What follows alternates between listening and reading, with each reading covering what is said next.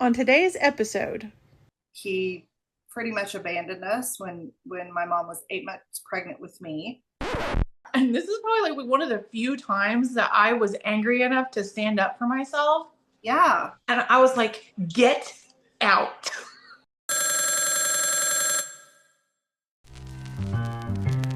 You're on the party line with Sarah and Christy.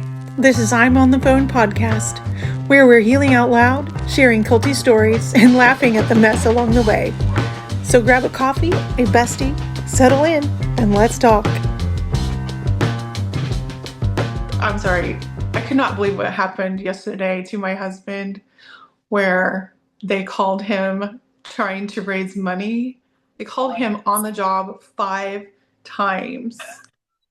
That is crazy. I That is crazy. am like, 5 times. you took enough money already. I Oh, don't have money to give you. yeah, no kidding. Oh, this whole calling and begging for money is I am Oh, so done with it. I'm so glad we're past that. did you ever have to do that? Like that was a thing at Bible college, was having to participate in Phone-a-thon, and it was like one of the things that made me so uncomfortable because Oh, I'm not a phone talker, and I hate, like, this is one of my top pet peeves and things that I hate is asking people for money. yeah. I Yeah. just now thought of that. Well, it is so, yeah, because I mean, especially when you're like forced to do it, right? At Mm-hmm. college, no less. Mm-hmm. And I was brought up not to ask for money.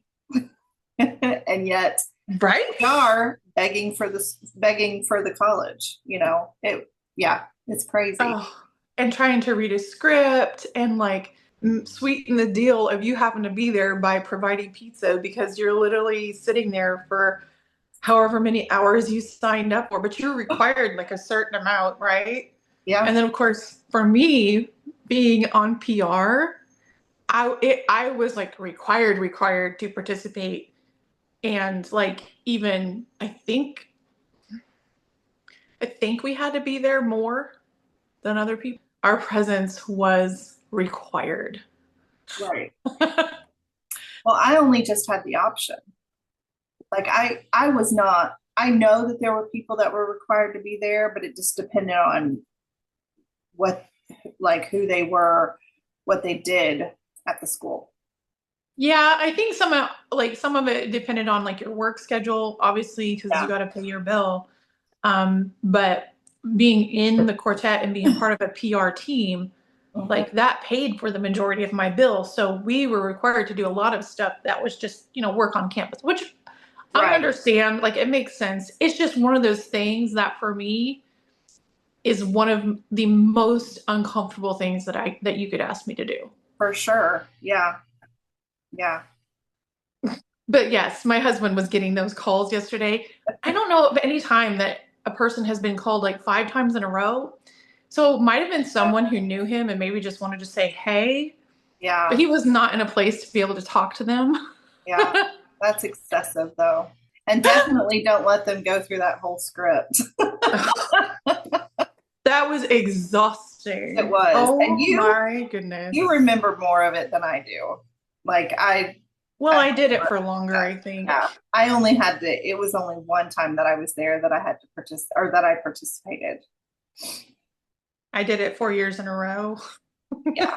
So definitely. I don't know that I actually made any calls, but I was there for some reason, but I don't know that I actually made any calls myself.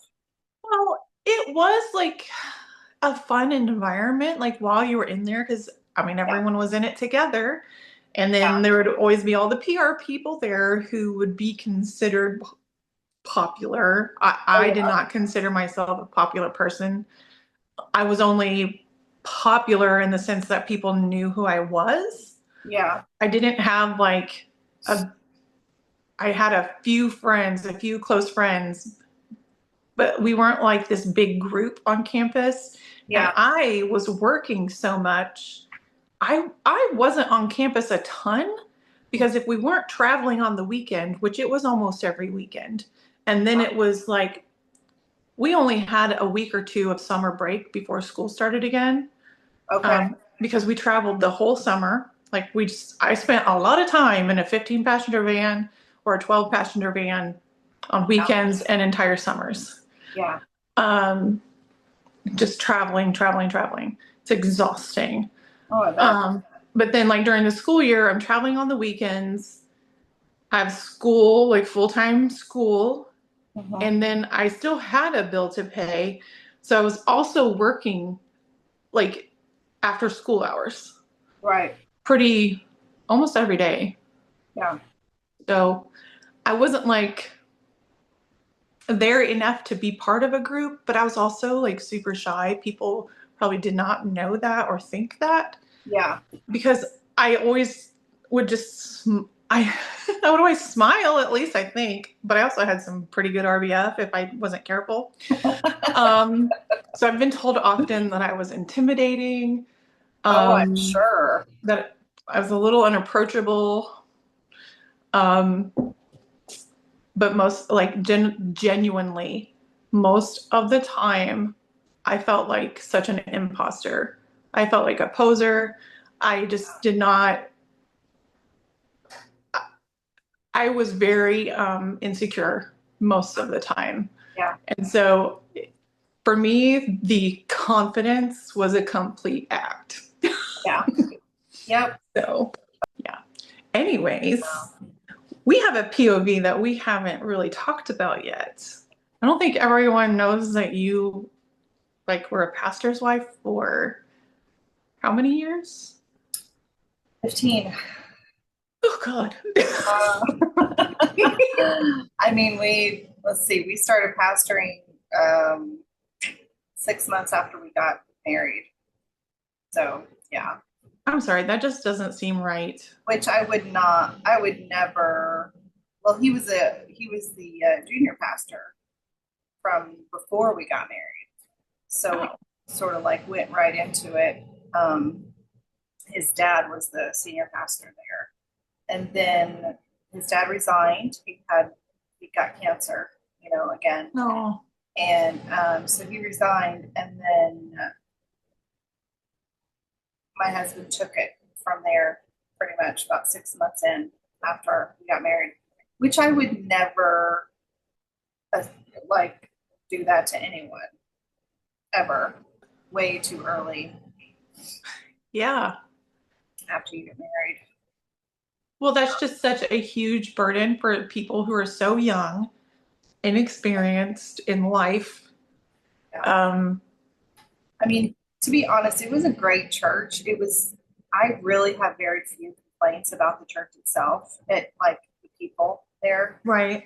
Um, there was no, like, I still have nothing against any of the people there. They were just real.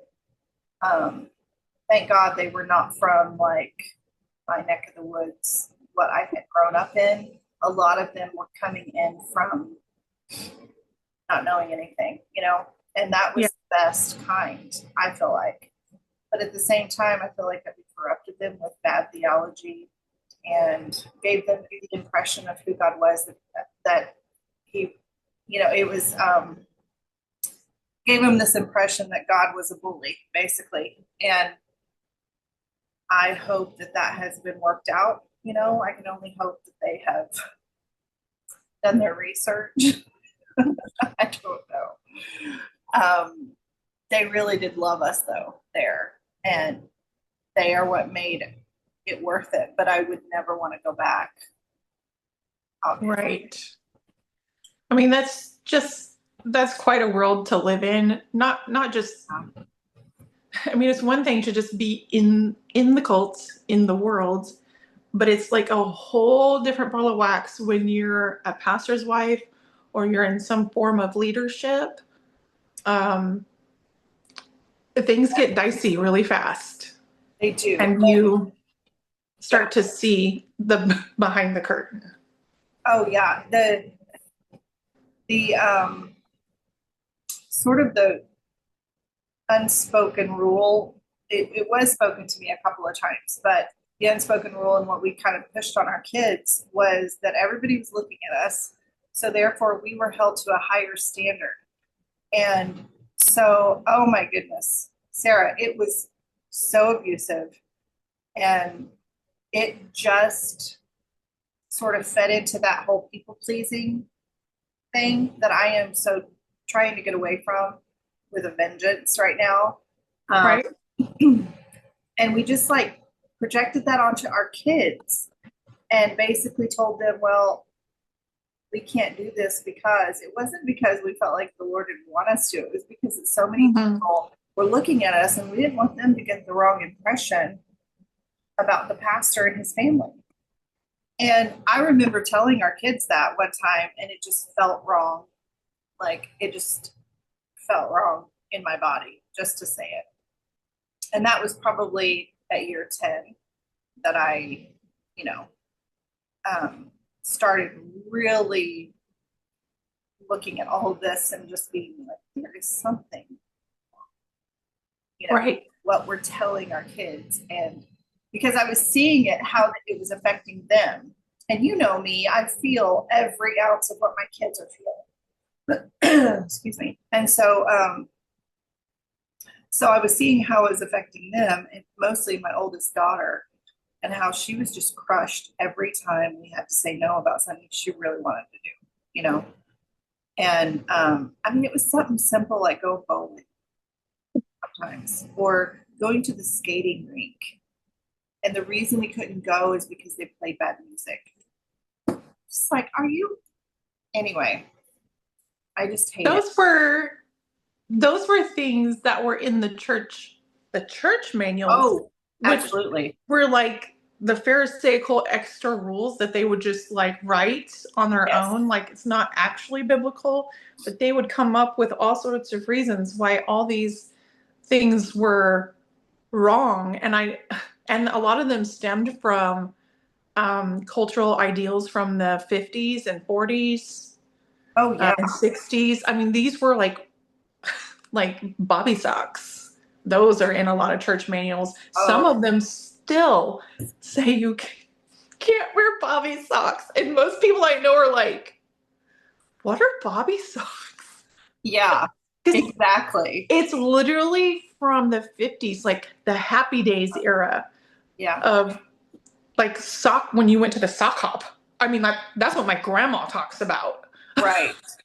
Well, and it was just one person's idea that it was wrong.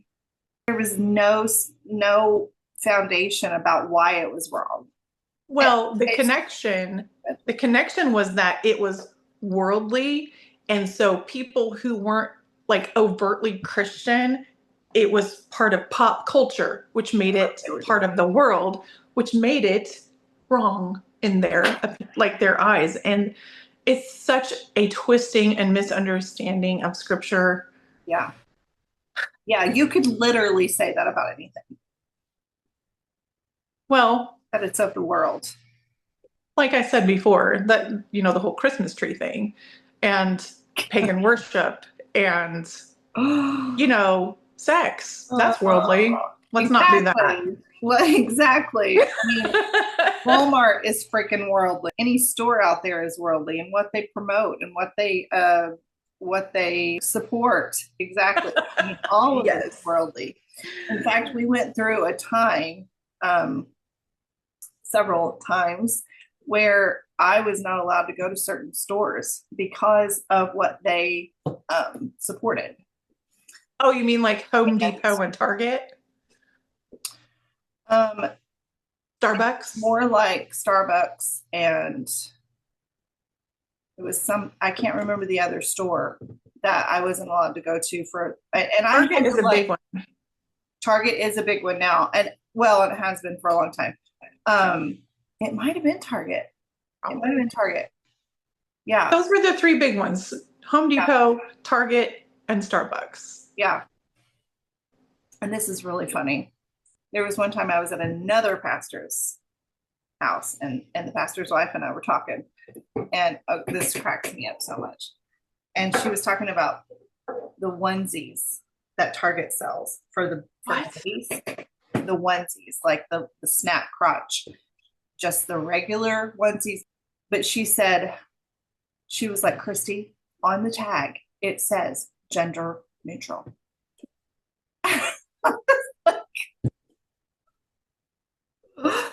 Oh, girl. Okay. She was just grabbing for anything. I was like, well, honey, we give gender neutral clothing to kids because the parents don't know what they're having. They don't want to know until they're born. So in order to, I mean, like What that about is, what about when they couldn't know? Ever like back in when I was born, back in the day, they yeah, didn't have ultrasound. So everything was green and yellow because it was gender neutral. greening, yeah, absolutely. Because you just didn't know. Even before that, like if there was a blue or pink onesie, they wear it for such a short period of time. You just put that on your baby because that's what you have. Well, Especially if you're colors not going to go aren't out. gender. No, Colors and do that's just not define gender. It's so stupid. And actually, I don't know if you've read about it, like that whole pink and blue thing, that was a marketing scheme. oh, I can believe it. I Because didn't know that, but I can believe it. it's That a complete like, marketing scheme. oh my goodness. I just cracked up so much because I was just like, she was mortified, you know. That is Loved it. hilarious. I've never forgotten that. And it was a while back. It was about 6 years ago. It wasn't that far away. That's it? And she was quite a bit older than me, like probably in her 60s. And I was just like, Oh, okay, well, crazy though. you started to tell me a story the other day, and I need to hear it in full detail at this point, or not need to, but we wanted to tell it here because I was just sitting there with my jaw on the floor. I think did I text you about it or I sent you a Marco? You sent me a Marco, and I'm just Okay. like, what? Well, it was just a memory unlock. Like it just, I don't know what we were talking about, or maybe we were Marcoing back and forth, or maybe something happened and it unlocked a memory. And I thought, oh my goodness. And I felt it that day, like Mm-hmm. all through my body. I was just like, Mm-hmm. those old feelings started to come back. Um, but we would go every year to a family camp, and it was a lot of fun. We actually would look forward to going there. That was pretty much our summer vacation. My kids loved to go. They loved to go to the services. They had a lot of friends there, you know. And it was just a good time. But this particular year, this was actually before I had children. So Oh, okay. we went probably a good 4 years before we even had any children. And it was the first year we were married. So we had gotten married. We got married in May. Mm-hmm. Family camp took place in July. Okay. And um, so we had been married for a few months. And that particular summer, he was going to be ordained at that camp. And in order to be ordained, you have to go through a meeting process. So there's, I can't remember exactly like if there's anything else that we had to do. I know he had to do more than I did, but in this particular meeting, I had to be present. But they didn't let us know necessarily when exactly the meeting would be. And so my husband would walk around like in nice shirt and nice pants all day. And sometimes he would just throw on a tie and a jacket for services in the evening. I walked around in flip flops and a jean skirt and a cool top, you know, like, but it had to be below the elbow, cool top. I could not wear short sleeves. Mm-hmm. So, so that's how I was. I had my hair up in a, you know, messy bun. I mean, I was just like a mess. It's so hot at this camp. I'm trying my hardest to stay cool. My skirt was pretty full, but it was like right below my knees. And Okay. my husband had already spoken to me about it once, that it was just too short when I would bend over or something like that. Like, you know, um, but it was so hot. And I was just like, well, you know, if you're only gonna, you have to tell me these kinds of things before I leave the house so I can pack more clothes. Because there was no way to do laundry unless you went up to the laundromat and paid probably like $15 to get all your laundry done, which I ended up having to do when I did have kids. So this is how I was dressed. Yeah. And they came to us and they said, we have time for the meeting. Are you guys ready? And I was mortified. And my husband, all he had to do was go and throw on a tie and a jacket. I had no time to change. And so I'm like, brush my teeth and, trying to fix the strays on my hair and all of this stuff. And we walk into this room, and it's just like a really small closed in room. And there is 5 other men in that room in suits and ties, all, put together and sitting at a table. And they put me and my husband in the hot seat. I mean, right there in front of all of them. And there is a questioning process that takes place. Now, mind you, my husband's doing a lot of the answering of these questions. But they had let me know a little bit ahead of time that I was going to have to do some questions, answering most of the questions. And I'm just sitting there sort of observing at this point. So he is asked, okay, so he grew up in a very strict holiness home. His dad was a preacher. His mom was a nurse and worked her whole life basically to support the household, and his dad preached. And they moved everywhere, but he grew up in Bible school after Bible school. They went as missionaries overseas, and then for a couple of years, and then so he's grown up in this environment his whole life. I grew up in this environment, but my home life was very different. Now, my mom came from a very strict holiness home, but raised us very different. Even though we went to church, we went to Bible school and all of this stuff, she's divorced and married 3 times. And it was just very different at my house than it was at his. So my upbringing is different. I never lived with my actual dad. He pretty much abandoned us when my mom was 8 months pregnant with me. So, my life story is totally different than his. And all I can think of is that I'm going to have to answer this question. This is what they want to know about me. Even though they had no right to listen to ask me my life story. But I was in the hot seat, and I could feel every bit of it. Like I was sweating. I was like having a panic attack.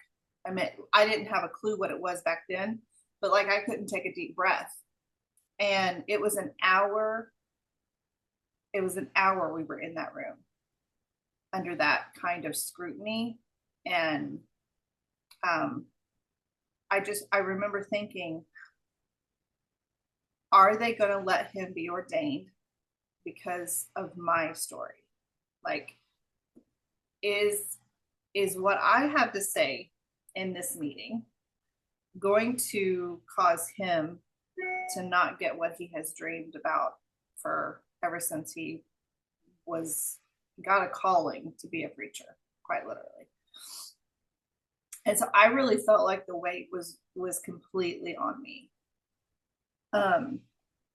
And I mean, it's just crazy because all those men were always really, really nice to me. Like, there was no necessarily reason to have fear until I was in that room. And then they were all looking at me. Mind you, I have horrible history with men. Horrible. There was Yeah. no other woman in that room, and there should have been. That's just like that right there to me is just such a picture of the way this cult type people think and live. And there's like very little consideration of women still. And there should have been at least one, maybe two women sitting in that room with me as a support. Right. So anyway, we get through the first part of it, sort of like pleasantries, introduction, all of this stuff. And then they start to ask him a series of questions. They ask him about his life. And I'm listening very closely. And I think that it magnified it, the fact that he started telling his life story.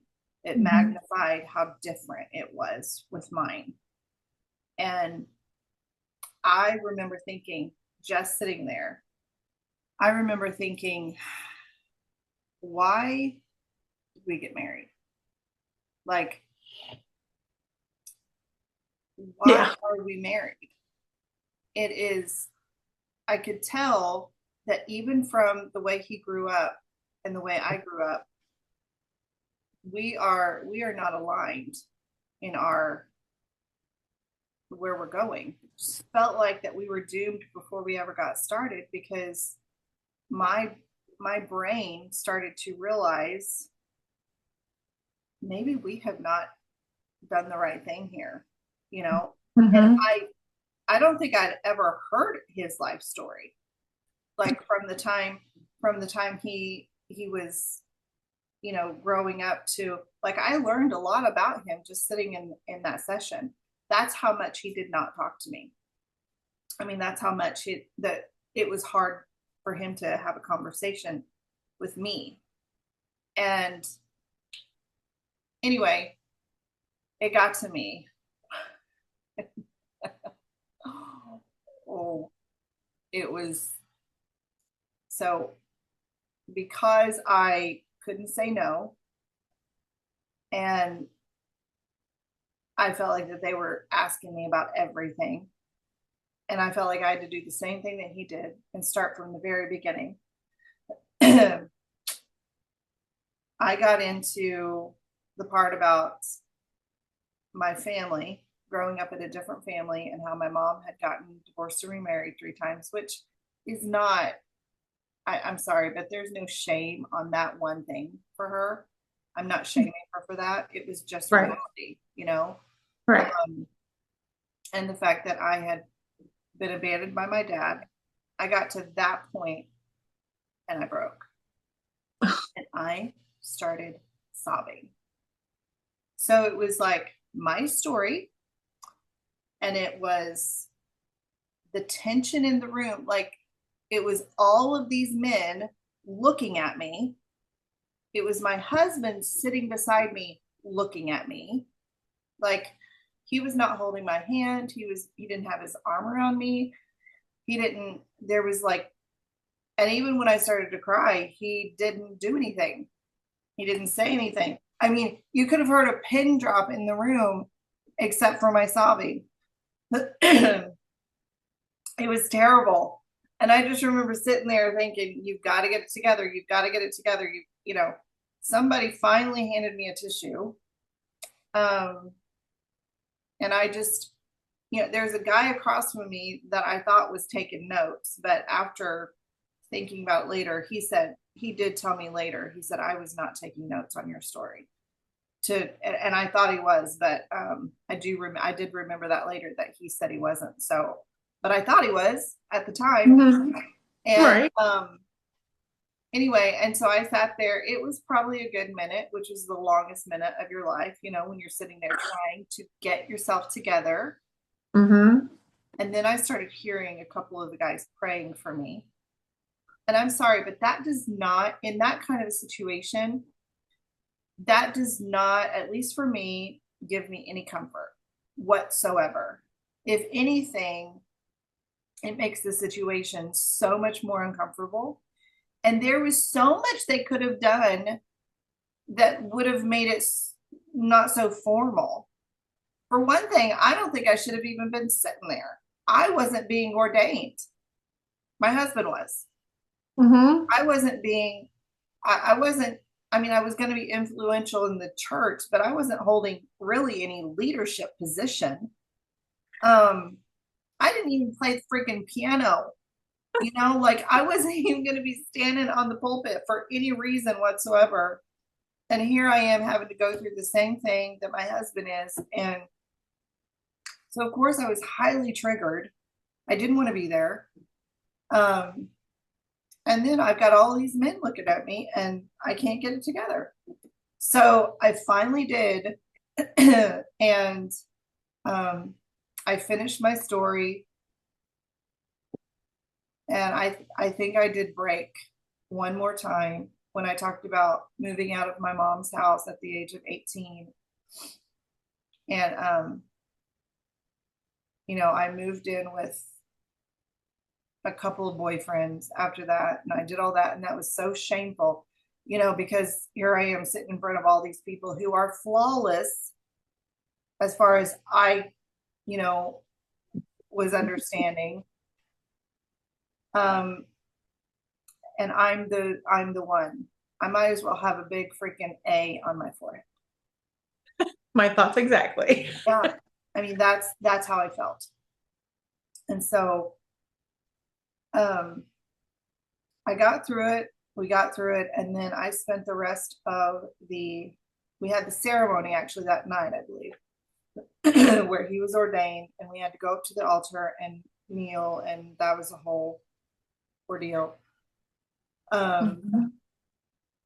And then I went the rest of that camp meeting, which was a full week. It was actually a 10-day camp. And that happened the first weekend of the camp. So I went probably the next 8 days,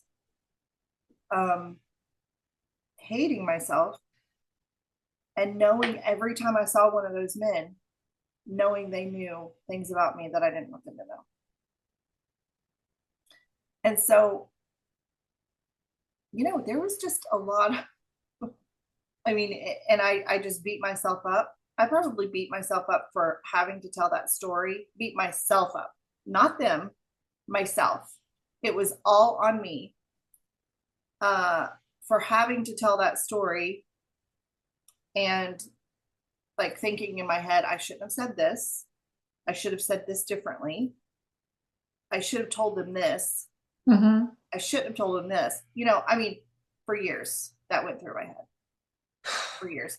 And every time I went back to that camp and saw one of those men, my mind went right back to that room where they were all sitting at that table and looking at me. And the pressure, I mean, just what they require of you. Yeah. That was just one time. It might not be big to some people, but it was a huge thing for a young, just married woman. How old were you? Who I was 27. Pretty young. But I was young. And I was really very new to this world because he was from such a different world than me. I grew up being okay to wear short sleeves, flip flops, cut my hair. He grew And up pants. And I wasn't able to wear pants. And when I turned 10, my mom took our whole wardrobe basically and changed it back to skirts. Oh, yeah.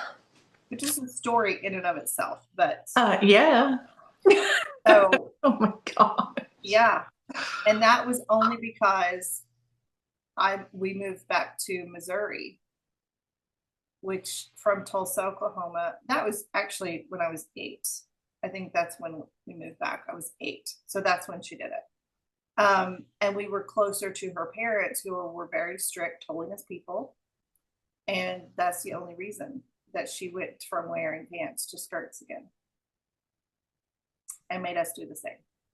Yeah. I remember mourning like my wardrobe. Because I was on a farm. I remember we lived in Tulsa, but then we would go to a farm every summer and just spend like weeks on this farm.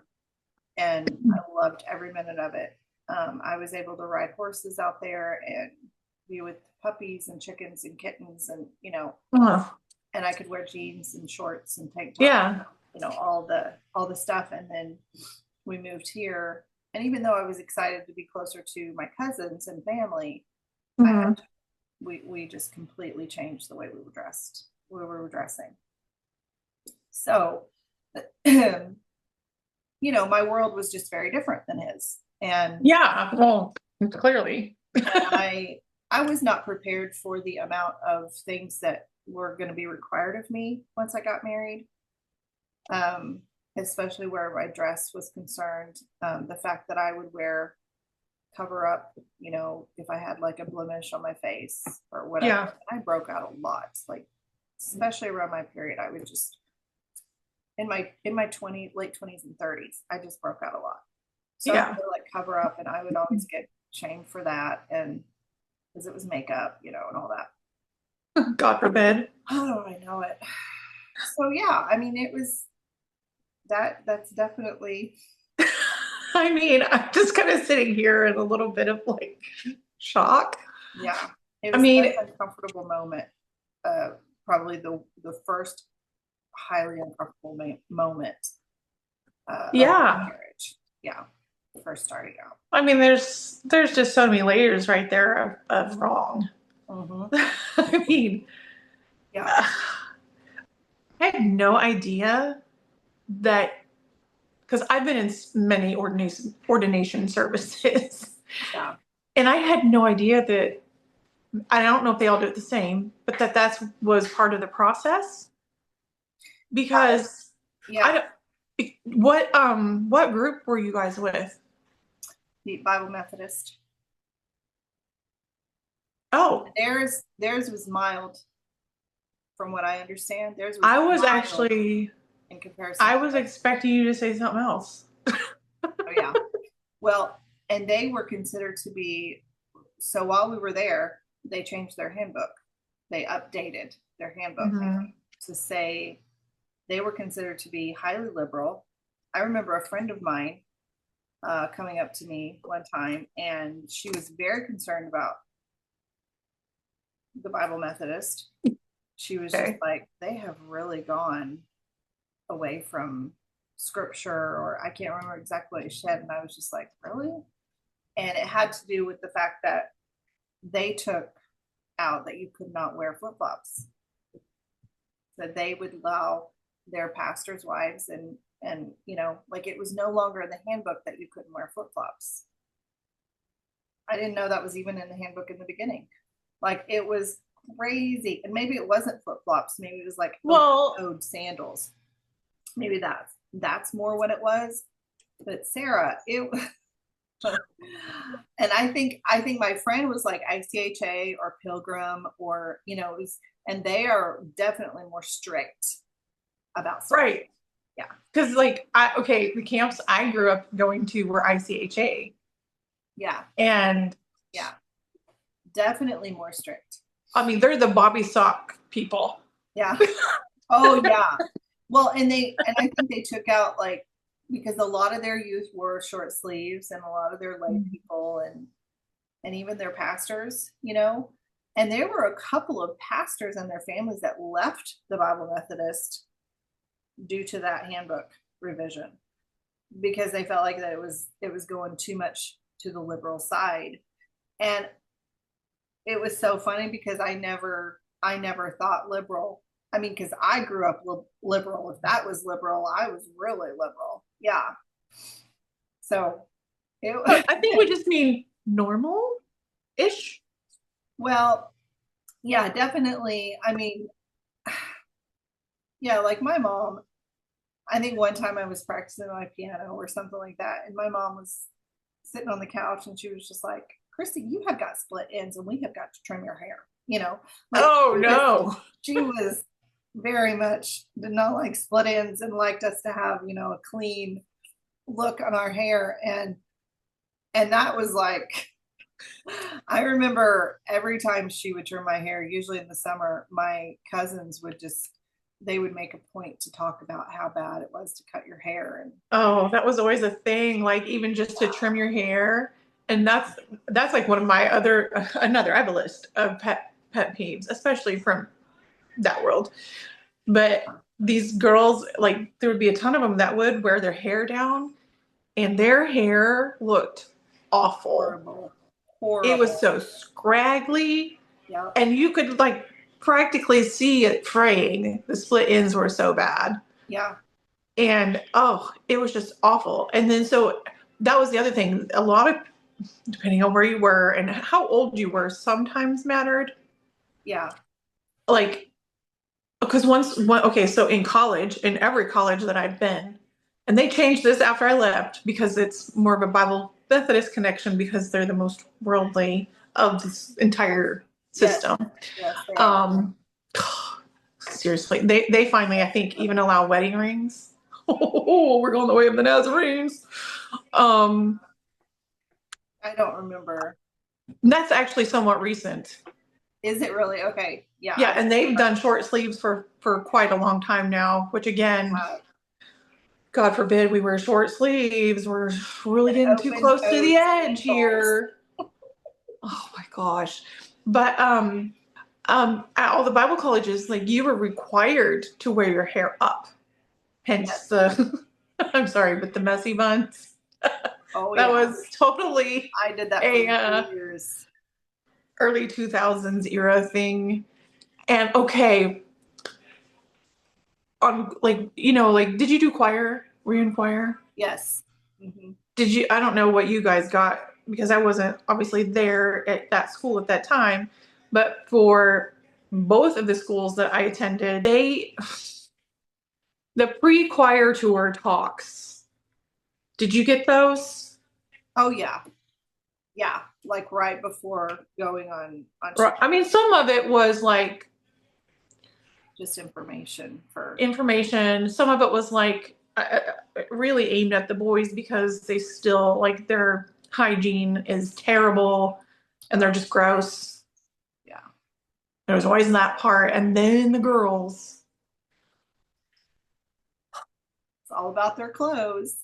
all about their clothes, all about how they present, all about like, and did you guys, okay, we got talked about particularly at IHC at the convention, no curly buns. Did you get that one? Just there for us. Oh, really? Yeah. I remember being at college down south, and I was late for class, and I was headed out the door, and I was like I was trying to hurry, and I would flip my hair up and clamp it like with a alligator clip. Yeah. And then I would leave the rest of it because it was sort of wispy and curly. No loose ends. Yeah, no loose ends. At that time, all I remember reading out of the handbook was that the hair had to be above your collar, right? Mm-hmm. Your hair had to be above your collar. But I'm not kidding. I still can see the dorm mom in the window where she sat in her office running running to catch me. And she was an old gal, like she was not young. Miss Bidwell. She was running because the president had spoken to all of the and this was like the first week of school, Sarah. The president had spoken to all of the leaders in the, especially the girls' dorm leader.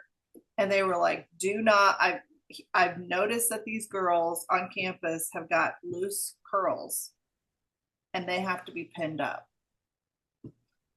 And I do not understand. And she told me, she said, Christy, you've got to go back and pin up the curls. You can't have them like that. And I'm like, oh my goodness. I had to go back. Their messy buns were not a thing back then. I had to go back and do a completely different hairdo. And I think I just did a French braid and tuck under. And I wasn't great at doing my hair still.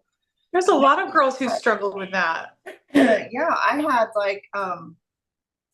had like issues putting my hair up, and it was like past my waist at this time, Mm-hmm. and very long, and I couldn't cut it off, and make it easier on myself. So Mm-hmm. I mean, it was just anyway. Yeah. Oh yeah, we should get into those college dorm rules or just campus rules at some point because It was crazy. it was and is still pretty messed up. Yeah, it still is that way. And Yeah, I mean, depending on the school, because like we can rate the schools in levels of strictness. yeah, Wow. Like, I'm sorry, that's just like really triggering a lot of memories. oh yeah, for sure. And I usually would get in trouble quite often, because it wasn't because I was trying to, Sarah. I know. We were never trying to. Yeah, but we You had just to. existed. Yeah, you just had to walk out your dorm room and be looked at the wrong way. But I mean, it was sort of up to interpretation. Sometimes I would be like, "Does this work?" Sometimes it was all the clean laundry I had because I hadn't had time to do my laundry, and I was very ADHD, and I would get extremely tired after studying because it was just so much brain work for me, and it would affect me. And so Yeah. I would study for like an hour or two, and then I was so tired. I really needed to wash towels and underwear, Right. But I was so tired I would take a nap, and then I would wake up and it was too late. Like Right. in college, we had lights out, Curfew. and I couldn't stay up until 2 or 3 o'clock, even though I did in my dorm room. Oh, I totally stayed up. I couldn't stay up and do laundry though. I couldn't be out in the hallway doing my laundry. And that's Mhm. where I could have done it because I'd taken a 2 or 3 hour nap. So Right. it was just college days are so triggering for me to even think about. It was, oh my goodness. That particular dorm mom, I have some memories. Like there was one time I don't remember what happened, like why she was mad at me, like what I really pissed her off one day. We're telling what you did or what you didn't do. I said there was it was a Sunday morning, Chrissy, Sunday morning. And I'm like getting ready to go to church. Yeah. And she blasted through my door without knocking. What? And I was in my bra and underwear and slip. And she burst through my door and started yelling at me. And I do not remember. Sarah? Oh my word. Yeah.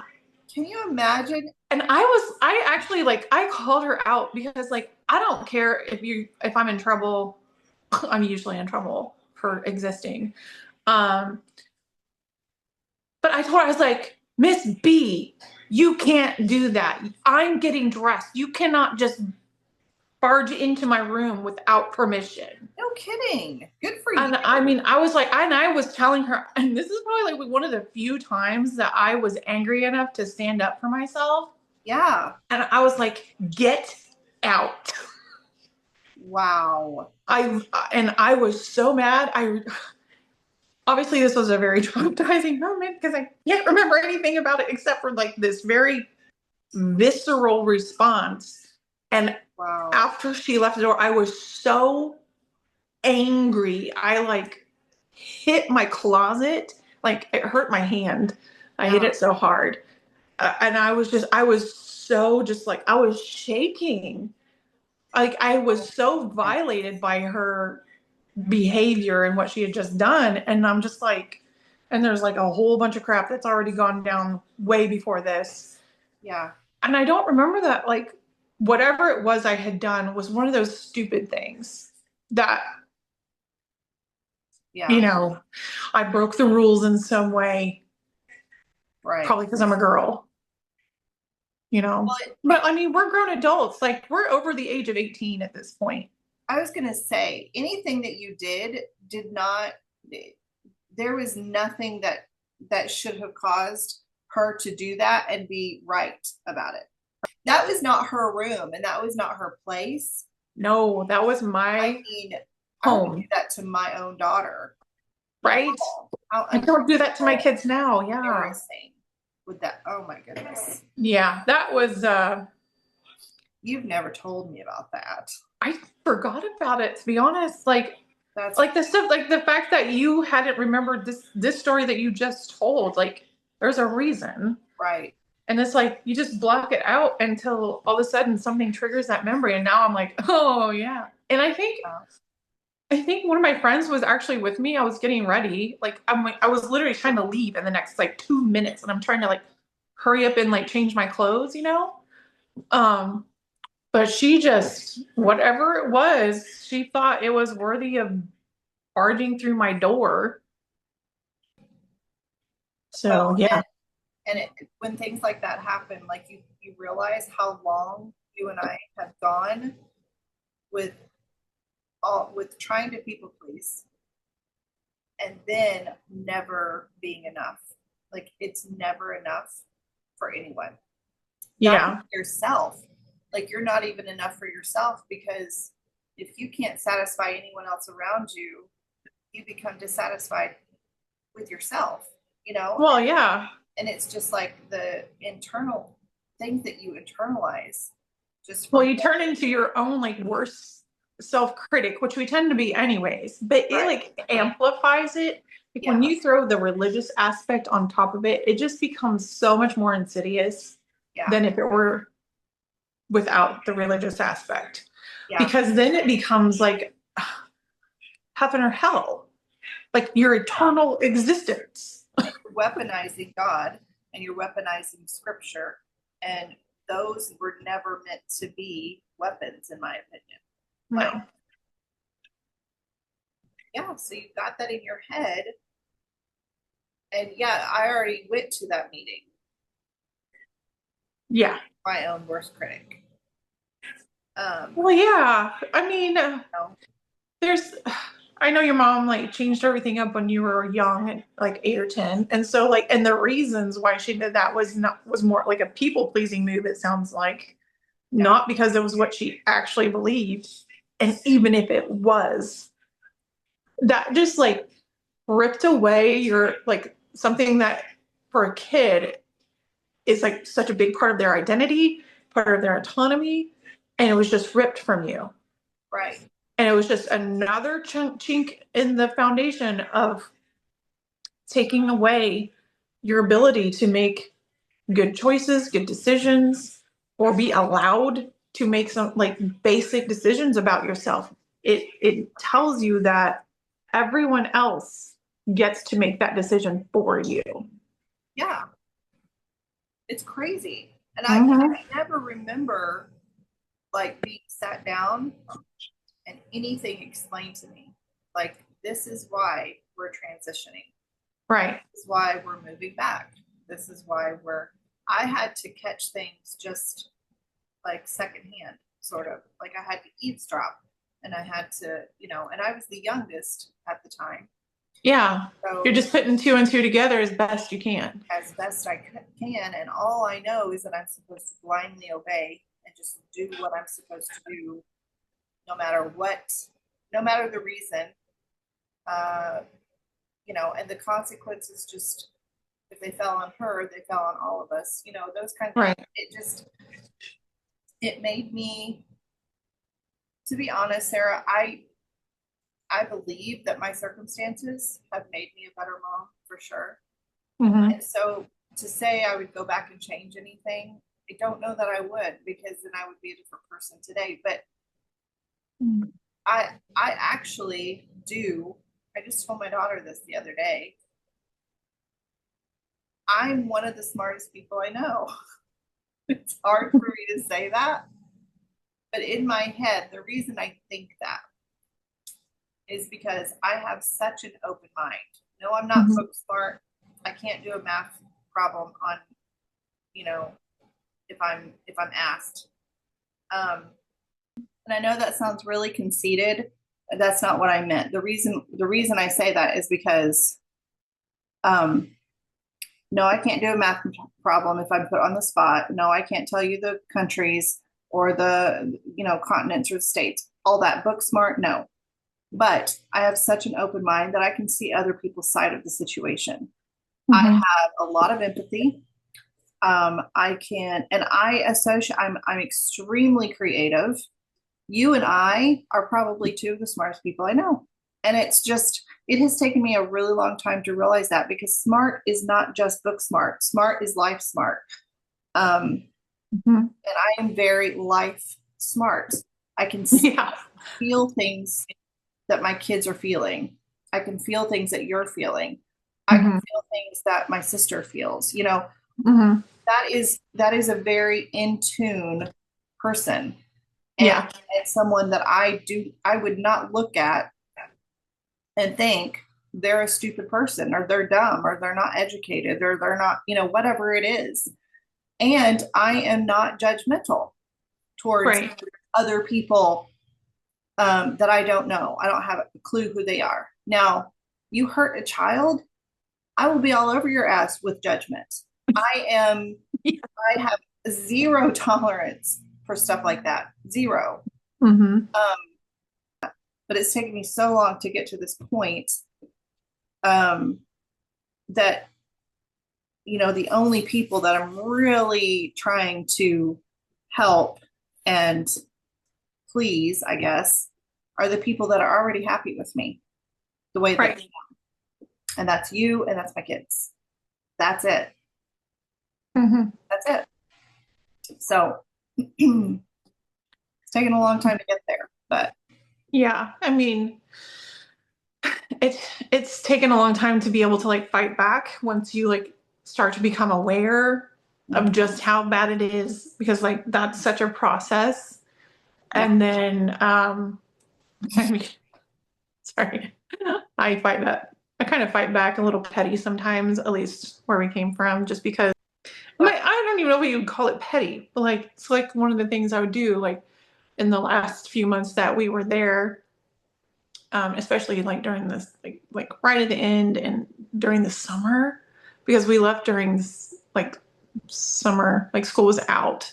yeah, But like, sorry. So one of the things that I got in trouble for, like even though I'm not an employee, yeah, I just live there because I have to, because I'm married to that guy. Uh, exactly.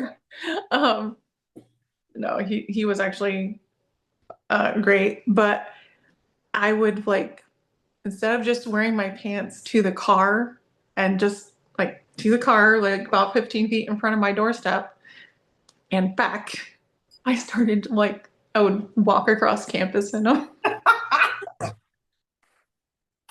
I remember one day I like this, I like made that decision in my mind because my Yeah, kids had asked me to go to the park, or one of them, and I think it was my youngest, and I was like, I'm not changing. no, And y'all were on your way out. I walked her across campus and down the street to the park. And I was just like, here I am. Oh yeah, And so I had done that. And here's the thing, when I was like wearing pants to and from my car, I was wearing scrub pants. oh yeah, yeah. Like it We was weren't my even. work uniform. Yeah, it wasn't like you were in there like cutesy ripped jeans or anything like that. Like I yeah, was not cutesy yeah, at all. yeah. I was going to work and I would come home, and out of respect, I would change. And I did you most ever of the time tell me I that just you stayed did in the that? house. I Oh would stay in my the goodness. house because like I hated going outside because I had to look at these people who, not Yeah, necessarily the students, but the administrative people and the staff, as we know, didn't particularly like me. Some were more okay than others, yeah, but there was most, I would say, I'm guessing the majority weren't real happy with me. right. And and it was over the stupidest things. I know you've told me that Yeah. You got warned off of being my friend because my that was a goodness. bad influence. Stupid. Yeah, I think we mentioned that in like the first episode or something. But yeah, I was not like beloved on campus among the staff and faculty. No. But And even I to knew go on it. a You can walk, feel it. You yeah, could feel it. Like, yeah. Even to uh, go on a walk, why would you put on a skirt? You know what I mean? Like that was it wasn't a huge walk down there, but it wasn't just a few feet either. I mean, it was no, it was a like walk. what, probably a good quarter mile or 2/3 Oh yeah. or Yeah. a third. But Great. it was like a decent little walk. And I mean, I remember some people looking at me funny. And I'm just, of course, I'm like on fire inside. Yeah, I did not know you did, or at least I might have forgotten about it. That is so funny. There towards the end, I was finally just like, screw this. Like, Yeah. they don't like me. Yeah. I don't like them. At that point, I'm going to show that you can have a different opinion and still be a Christian. Yeah. That you don't have to look like these yahoos. Right. That is not what makes you a Christian. No. And what is even more disgusting to me is the amount of abuse that they have covered up where people should literally be in jail. But let's just like poop all over Sarah, who wore short sleeves and some pants and makeup. Yep. Way too much has been covered up, and it's so triggering to me.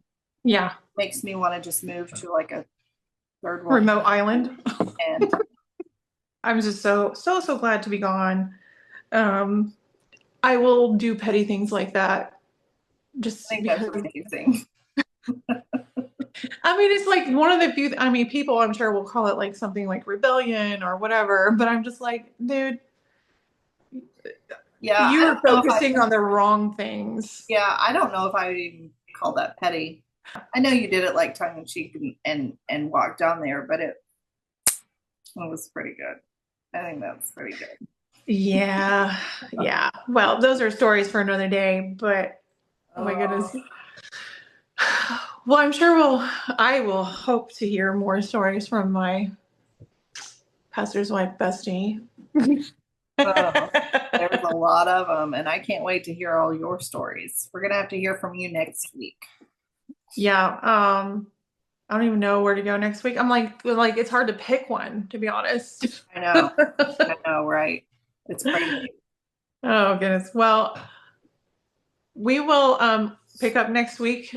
Join us next time for more culty stories, because we just keep going here. It's part of our. I think that's just where we're going to stay, at least for now, because this is healing out loud for us. And yeah, this is where we're at. So, yep. So join us next week. Feel free, if you have experienced any of these things, like you can leave a voice message or a letter at our email at imonthephonepodcastmoms@gmail.com. All that information is in our bio, and we'll be happy to share some of your stories on here as well. We can talk about that, because trust me, we know there's lots more stories out there. What kind of like weird, crazy rules have you encountered? Like Bobby socks. Oh my goodness, yes. Bobby socks. Bobby socks. Post a picture of a Bobby sock on our channel. Like, what's a Bobby sock? But yeah, feel free to reach out. Like, leave it in the comments if you have any stories you want to leave in the comments. Like, what's the craziest, wackiest rule you've come across? Let us know. So, till next time. All right, till next time. We'll see y'all later. Bye. Bye. You've been listening to The Party Line, to I'm on the Phone podcast with Sarah and Christy. Join us again next week for more stories about our pre, post, and mid culty life. Thanks for listening.